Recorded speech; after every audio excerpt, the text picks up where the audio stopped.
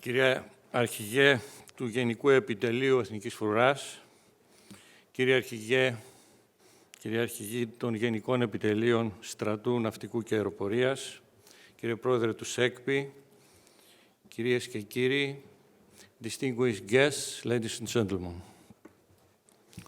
Περιποιεί ιδιαίτερη τιμή η συμμετοχή μου στο DIFEA Conference σε μια διοργάνωση η οποία αναδεικνύει τις μείζονες μεταβολές που συντελούνται στο σύγχρονο περιβάλλον ασφαλείας. Η θεματική του παρόντος συνεδρίου συνάπτει με τον πυρήνα της εθνικής ισχύως, της επιχειρησιακής ετοιμότητας και της στρατηγικής προπαρασκευής του μέλλοντος, όπως ήδη έχει παρουσιαστεί από τους προαλελήσαντες.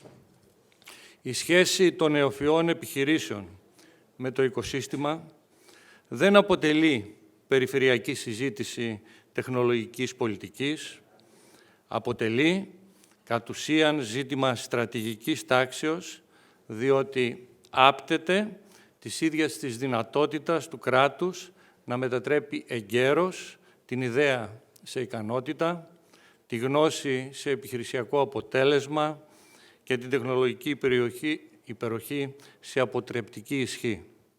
Η έννοια της ασφάλειας στον 21ο αιώνα έχει δομικώς επαναπροσδιοριστεί. Τα κράτη δεν καλούνται πλέον να αντιμετωπίσουν μόνο συμβατικές απειλές και μη γραμμικό πλέγμα κινδύνων, αλλά γραμμικά, πολλές φορές δυναμικά, θα έλεγα σε πολλές περιπτώσεις σχεδόν χαοτικά, εντός του περιβάλλοντας γεωπολιτικών ανακατατάξεων, αντιμετωπίζουν υβριδικές απειλές, κυβερνοεπιθέσεις, ακριβή στοχοποίηση κρισίμων υποδομών σε πραγματικό χρόνο, μεθοδευμένη απόπειρα επηρεασμού της αντίληψης και ταχύτατη εργαλειοποίηση ενός τεράστιου όγκου ανεπεξέργαστης πληροφορίας. Η ασφάλεια δεν εξαντλείται πλέον στα στενά όρια της παραδοσιακής στρατιωτικής ισχύως. Καθίσταται πολυεπίπεδη, δικτυοκεντρική, πολυχωρική και άμεσα συναρτώμενη με την ικανότητα των κρατών να συνθέτουν την πληροφορία, τεχνολογία, τη βιομηχανική δυνατότητα, ανθεκτικότητα, επιχειρησιακή ετοιμότητα και ταχύτητα προσαρμογής σε ένα ενιαίο στρατηγικό αποτέλεσμα.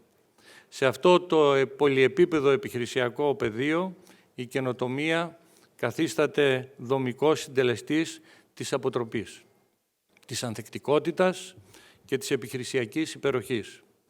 Η τεχνολογική πρόοδος αποκτά αληθινή στρατηγική αξία μόνο όταν ενσωματώνεται εγκαίρως στην εθνική στρατηγική, μετατρέπεται σε πραγματική επιχειρησιακή δυνατότητα και στηρίζεται από ανθεκτική βιομηχανική και τεχνολογική βάση. Σε αυτό το σημείο εισέρχονται οι νεοφυείς startups και οι ταχαίως αναπτυσσόμενες scale-ups επιχειρήσεις ως κέρυοι φορείς επιτάχυνσης, εξειδίκευσης, ευελιξίας και τεχνολογικής τόλμης. Η σύγχρονη εμπειρία αποδεικνύει ότι η καινοτομία που φτάνει πρώτη στο πεδίο οριμάζει γρήγορα και ενσωματώνεται εγκαίρως στο σχεδιασμό δυνατοτήτων, αυτή δύναται να επηρεάσει δυσανάλογα το επιχειρησιακό αποτέλεσμα. Επομένως, η σύγχρονη στρατιωτική ισχύς κρίνεται ολοένα και περισσότερο από την ικανότητα ενός κράτους να συμπιέζει τον χρόνο μεταξύ σύλληψης, ανάπτυξης, δοκιμής, υιοθέτησης και επιχειρησιακής αξιοποίησης μιας λύσης. Η αξία των νεοφυών επιχειρήσεων δεν πρέπει να προσεγγίζεται με όρους τεχνολογικής αισιοδοξίας. Οι startups δεν είναι σημαντικές επειδή είναι καινοφανείς. Είναι σημαντικές όταν και εφόσον είναι σε θέση να μετατρέπουν ταχαίως μια τεχνολογική σύλληψη σε λύση επιχειρησιακής συνάφειας. Έρχονται να καλύψουν το κρίσιμο κενό ανάμεσα στην ιδέα, στην πρωτοτοποίηση, στην επιχειρησιακή δοκιμή και στην ταχεία επιχειρησιακή ορίμανση. Η πραγματική πρόκληση δεν είναι η παραγωγή καινοτομίας, αλλά η ορίμανση, η πιστοποίηση, η ενσωμάτωση και η κλιμάκωσή της σε πολύ σύντομο χρόνο. Οι ένοπλες δυνάμεις μπορούν να λειτουργήσουν ως ένα πλέον απαιτητικός αλλά και ουσιαστικό πεδίο δοκιμής. Αυτό για την ελληνική καινοτομία είναι η μεγάλη πρόκληση. Το αμυντικό οικοσύστημα δεν προσφέρει στις startups ένα νέο πελάτη. Τους προσφέρει ένα πεδίο επιτάχυσης ορίμανσης, εγκύτητα προς τις πραγματικές επιχειρησιακές ανάγκες του τελικού χρήστη και δυνατότητα να μεταβαίνουν ταχύτερα από την καινοτόμο ιδέα στην επιχειρησιακώς χρήσιμη, αποτελεσματική και εμπολής όριμη δυνατότητα. Στο σημείο αυτό εδράζεται και η βαθύτερη αξία της εθνικής άμυνας ως θεσμικού και στρατηγικού επιταχυτή καινοτομίας. Οι ελληνικές ένοπλες δυνάμεις τελούν εν πλήρη επιγνώση αυτής της πραγματικότητας. Η Ατζέντα 2030 αποτυπώνει τη μετάβαση σε μια νέα εποχή ψηφιακής μετεξέλιξης σε επίπεδο δομών, εξοπλισμού, διαδικασιών, διαλειτουργικότητας και πρωτίστως ανθρώπινου δυναμικού. Μέσω του Ελληνικού Κέντρου Αμυντικής Καινοτομίας ενεργοποιείται το εγχώριο δίκτυο νεοφυών και ταχαίως αναπτυσσόμενων επιχειρήσεων και διευκολύνεται η συμμετοχή όλων αυτών στην ανάπτυξη τεχνολογιών διτής χρήσης. Υπό αυτήν την έννοια, οι ως άνω εταιρείες καλούνται να προτείνουν και να συνδιαμορφώσουν λύσεις ως κρίσιμοι στρατηγικοί εταίροι.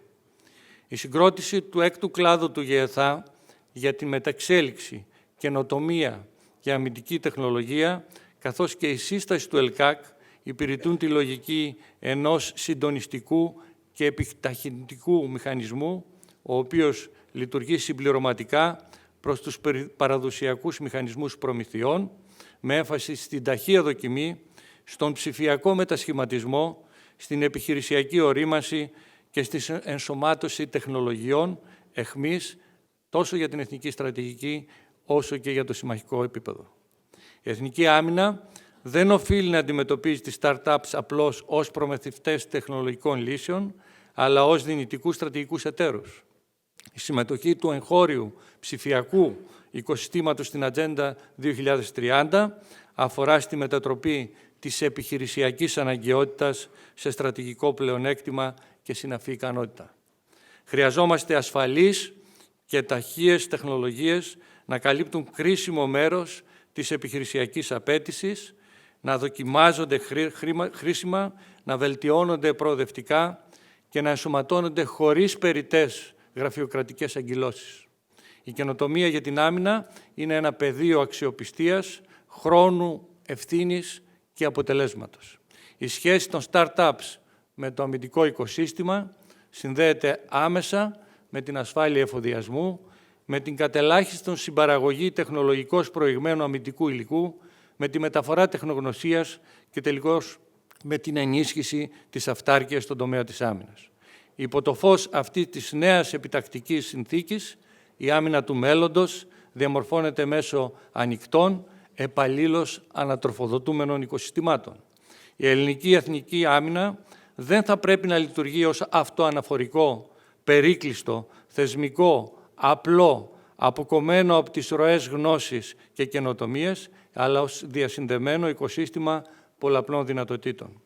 Κυρίες και κύριοι, καμιά χώρα δεν μπορεί σήμερα να διεκδικήσει στρατηγική αυτονομία εάν δεν διαθέτει ισχυρό και λειτουργικό αμυντικό οικοσύστημα.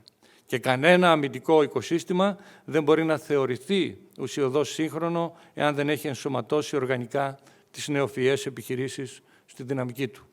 Η Ελλάδα έχει σήμερα την ευκαιρία να μετατρέψει τη συσσωρευμένη τεχνολογική γνώση, την ακαδημαϊκή και ερευνητική αριστεία, τη βιομηχανική εμπειρία, τη στρατιωτική τεχνογνωσία και τον δυναμισμό των νεοφυών επιχειρήσεων σε ένα συνεκτικό οικοσύστημα άμυνας και καινοτομίας.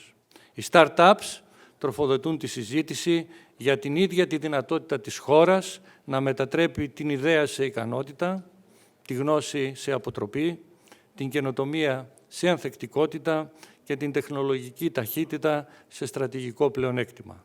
Μόνον έτσι θα κατορθώσουμε να μετασχηματίσουμε την αμυντική καινοτομία από αφηρημένο αίτημα σε πραγματική εθνική ισχύ και το εθνικό οικοσύστημα τεχνολογίας από κατακαιρματισμένη δυναμική σε συνεκτικό συντελεστή ισχύος επωφελία της πατρίδος. Σας ευχαριστώ.